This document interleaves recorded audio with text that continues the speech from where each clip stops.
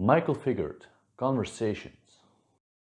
Neuroscience has been one of the things that I really want to get into because mostly it actually started at the university with a very passionate professor, and I think everything for everything starts with a very passionate professor.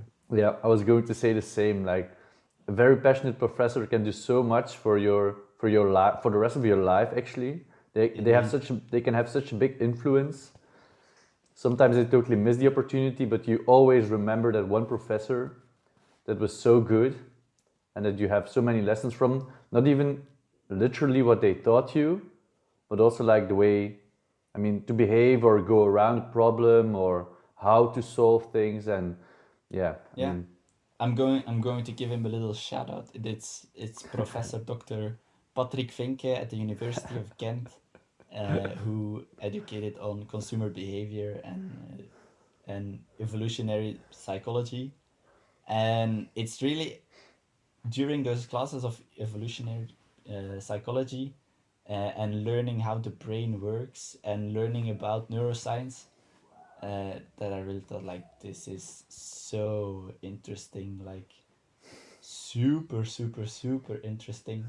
And I applied for a neuroscience internship, but the most of the neuroscience companies are based in the Netherlands, or at least that's what I found at the moment when I was searching for an internship.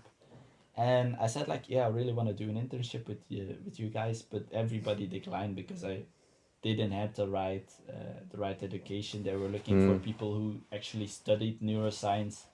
yeah, Um, yeah, yeah. That's also what I and found. Like because they have a specific even branch in psychology, so it's a specific branch in psychology for neuroscience.